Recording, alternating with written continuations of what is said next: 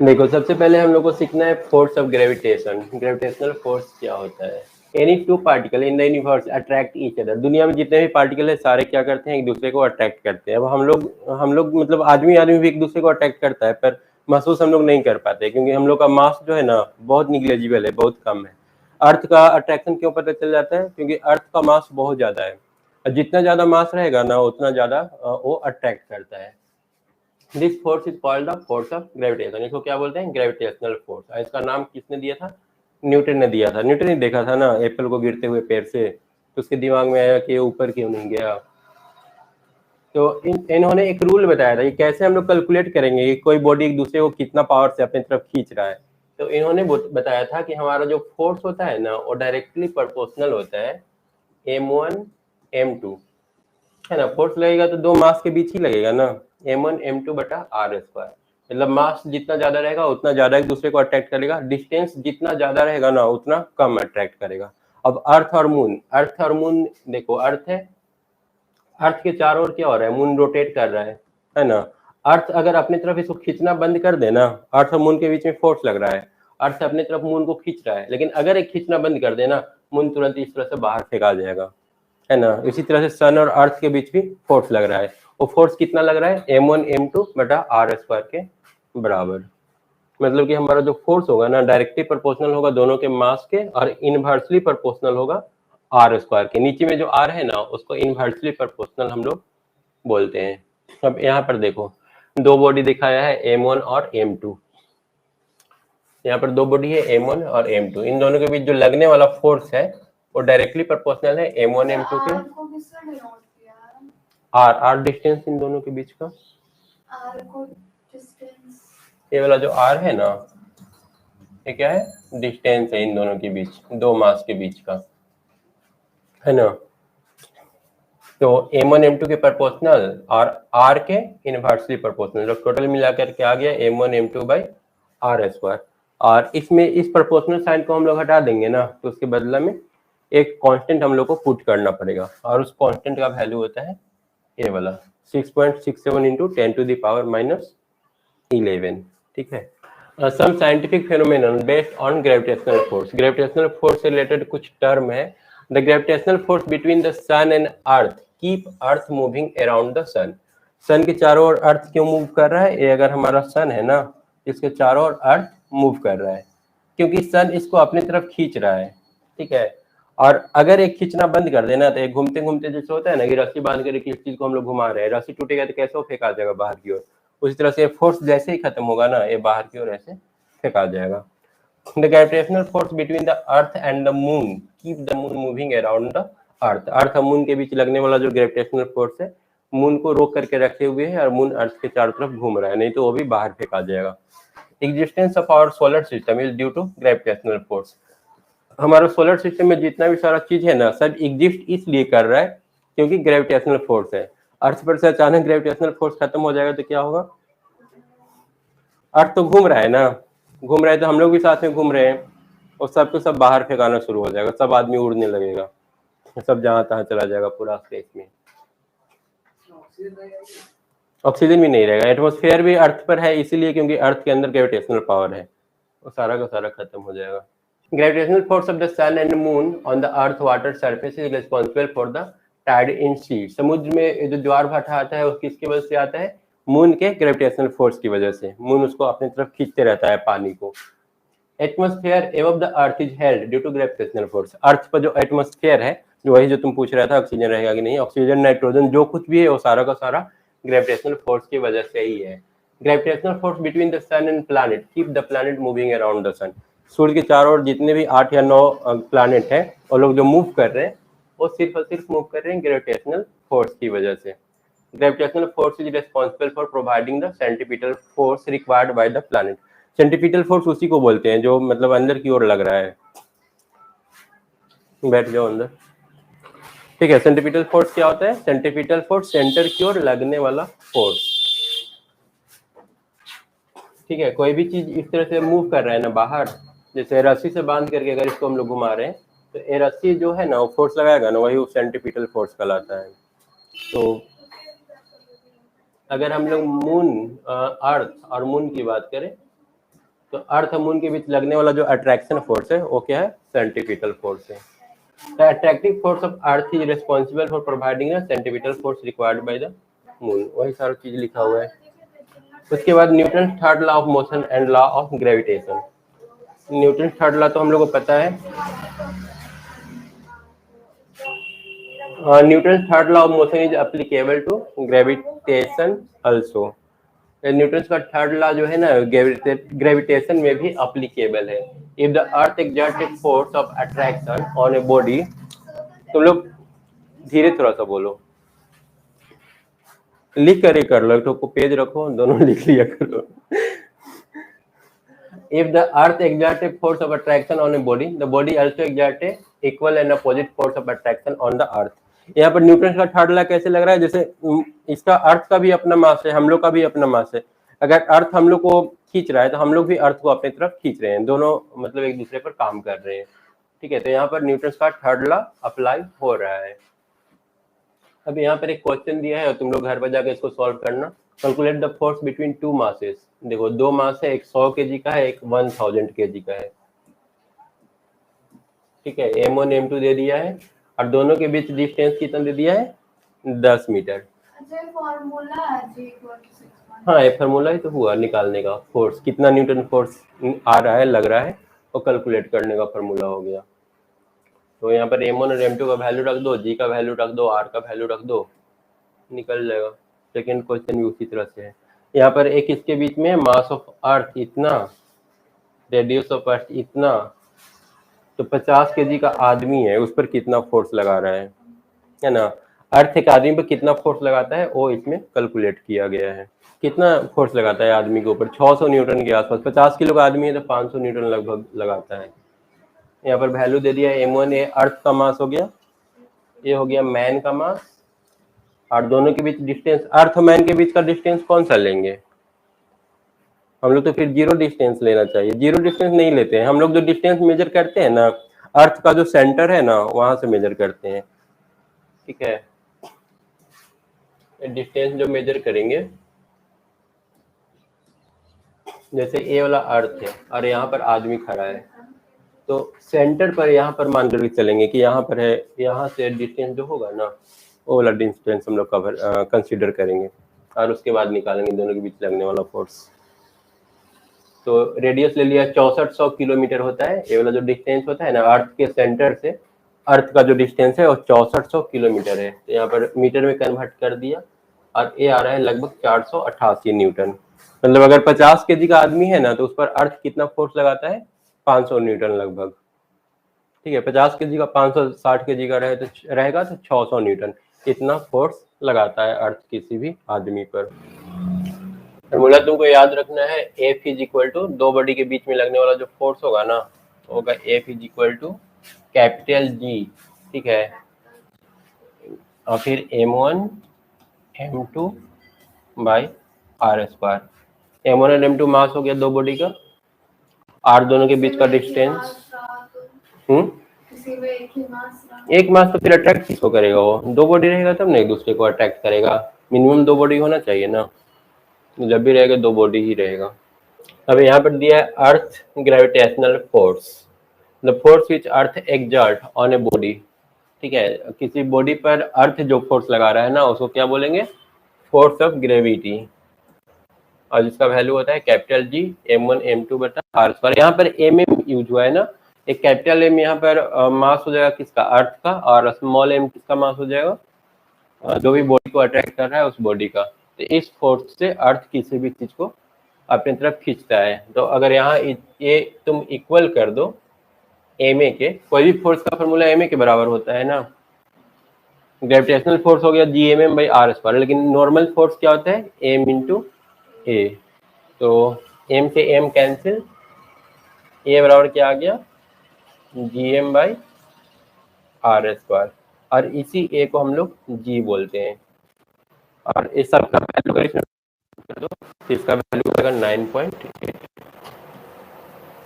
यही हम लोग याद रखते हैं G का वैल्यू। कोई भी ऑब्जेक्ट पर की ओर फेंका जा रहा है ना, तो नीचे G एक्सीलरेशन से नीचे आता है, और उसका वैल्यू कितना रहता है 9.8 और 9.8 यहीं से आता है।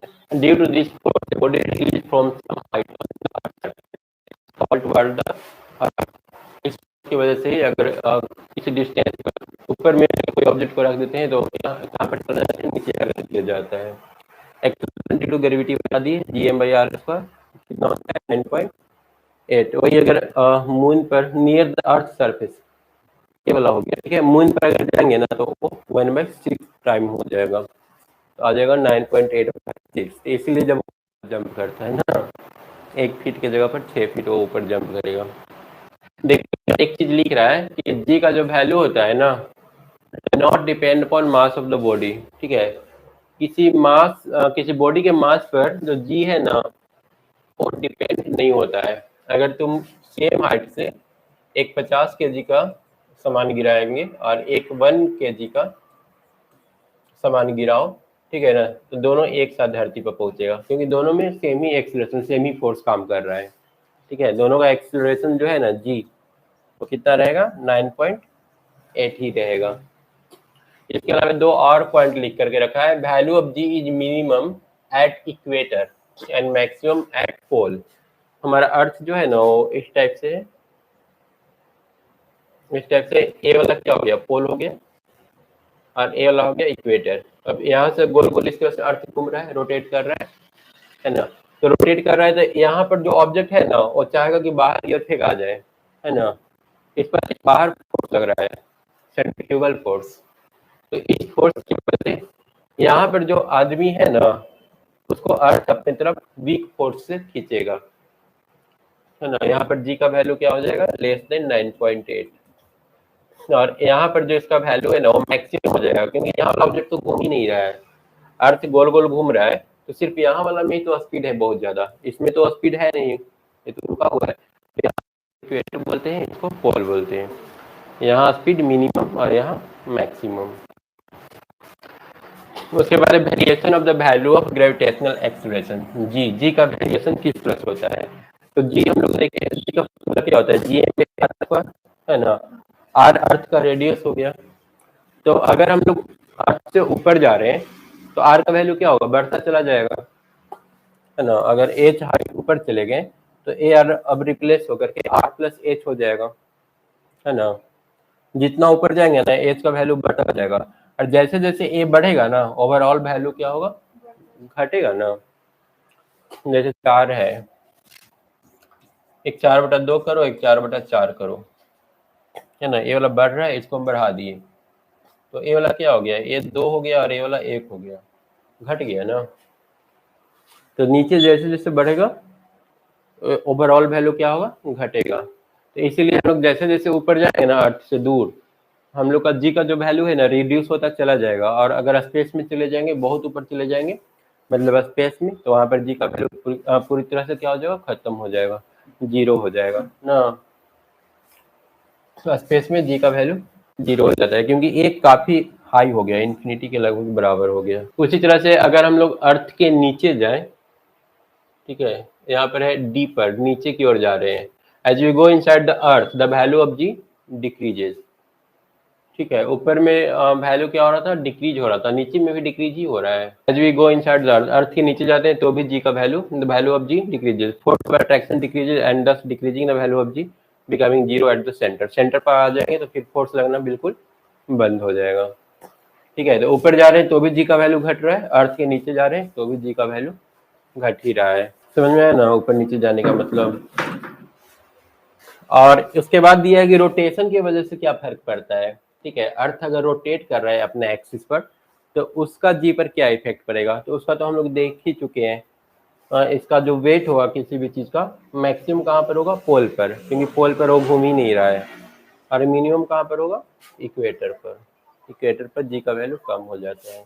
अब उसके बाद मास और वेट में डिफरेंस दे रखा है, क्या डिफरेंस है। Mass of body is defined as the quantity of matter containing heat, ठीक है। उसके अंदर कितना क्वांटिटी है वो उसका मास होता है, लेकिन वेट तब होता है ना जब उसमें जी से मल्टीप्लाई करते हैं। मतलब वेट क्या होगा वेरिएबल होगा, कहीं और जाएंगे तो कुछ और वैल्यू जी का मिलेगा, उसका वैल्यू कुछ और मिलेगा तो उसका वेट कुछ और हो जाएगा, लेकिन मास हमेशा फिक्स्ड रहता है। Mass of body remains constant, it does not change place to place, but ये पैलेस टू पैलेस क्या होगा, चेंज हो जाएगा। Mass is measured by a pan balance, mass को हम लोग मेजर करने के लिए तराजू यूज करते हैं, ठीक है। और weight is measured by a spring balance, spring balance जो होता है ना, उसमें हम लोग क्या मेजर करते हैं, वेट किसी चीज का, ठीक है। तो सामान हम लोग को जो देता है वो देता है तराजू से वेट करके। Unit of mass is KG, और वेट ऑफ मास, वेट का यूनिट क्या हो जाएगा, किलोग्राम वेट, एक फोर्स है ना, तो न्यूटन भी बोल सकते हैं या फिर किलोग्राम वेट बोल सकते हैं। Mass of body can not be zero, mass कभी जीरो नहीं हो सकता है, बट वेट जीरो हो जाएगा। स्पेस में चले जाएंगे तो हाँ जी का वैल्यू रहेगा ही नहीं, जी जीरो होगा तो जी जीरो होगा तो वेट भी क्या हो जाएगा, जीरो हो जाएगा। मास क्या है, स्केलर है, और वेट क्या है, वेक्टर। वेट में डायरेक्शन होता है, हमेशा हम लोग नीचे की ओर मान करके चलते हैं कि इसका डायरेक्शन नीचे की ओर है, अर्थ की ओर, है ना। दूसरा जगह पर जाएंगे तो फिर उस बॉडी की तरफ हो जाएगा। तो इसमें डायरेक्शन होता है हमेशा जो बॉडी खींच रहा है ना उसके तरफ इसका डायरेक्शन होगा, पर इसका कोई डायरेक्शन नहीं होगा। समझ में आ गया वेट और मास में डिफरेंस। उसके बाद है equation of motion for free falling body, तो इसके बारे में हम लोग पहले भी पढ़ चुके हैं, ठीक है। फ्री फॉलिंग बॉडी के लिए क्या क्या इक्वेशन पढ़े थे हम लोग, नॉर्मल जो इक्वेशन था ना वो v बराबर u प्लस at था ना, और बॉडी अगर ऊपर से नीचे गिर रहा है तो इसमें g लगेगा a के जगह पर, जहाँ पर a था वहां पर g, तो जहाँ जहाँ a है ना वहां पर रिप्लेस कर दिया g से। s बराबर ut plus half at square ut plus half gt square, v square बराबर u square plus 2as, a यहाँ से चेंज होकर के g हो गया। When body is dropped freely from a height, its initial velocity is zero. अगर किसी height से गिरा रहे हैं तो वहां पर इनिशियल वेलोसिटी क्या लेते हैं, जीरो लेते हैं। When body is thrown vertically upward, its final velocity v become zero. किसी बॉडी को अगर हम लोग नीचे से फेंकते हैं, मान लो u स्पीड से ऊपर फेंका गया, ठीक है, तो ऊपर एक पॉइंट तक पहुंचेगा, है ना, और यहाँ पहुंच करके इसका वेलोसिटी क्या हो जाएगा, जीरो हो जाएगा। जीरो होगा फिर उसके बाद नीचे गिरना शुरू करेगा, तो पहले तो जीरो होगा। Time taken by body to raise to the highest point is equal, मतलब यहाँ से यहाँ तक जाने में जितना समय लगेगा ना उतना ही समय वहां से नीचे गिरने में लगेगा, और इक्वल होता है। Distance traversed a free falling body is directly proportional to the square of time of fall, ठीक है। टाइम के डायरेक्टली प्रोपोर्शनल होगा उसका जो डिस्टेंस कवर करेगा वो, ये होता है v square minus u square, लेकिन टाइम के साथ बोला है ना। Distance travelled by a free falling body is directly proportional to square of time of fall, तो s बराबर हम लोग जाते हैं ut plus half gt square. अगर मान लो कि distance travelled by freely falling body, ऊपर से बॉडी गिर रहा है तो उसका इनिशियल स्पीड तो जीरो रहेगा, तो हाफ g t स्क्वायर, यहाँ से 2s बराबर कितना आ गया, G T square, T square कितना आ गया, 2s बाई जी, तो टी कितना आ गया, under root 2s by t, तो time directly proportional square of s, under root of s. 25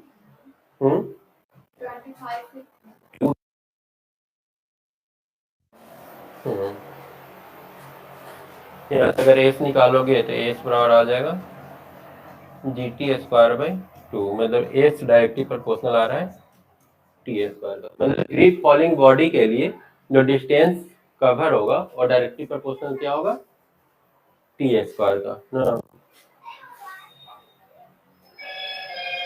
तो ज्यादा तो इसमें कुछ याद नहीं रखना है, बस तुमको एक फॉर्मूला ही तो याद रखना है ना, कौन सा, एफ बराबर G M M by R square, ठीक है। इसका एमसीक्यू देखो तो एमसीक्यू क्या होगा, आंसर बताते जाओ।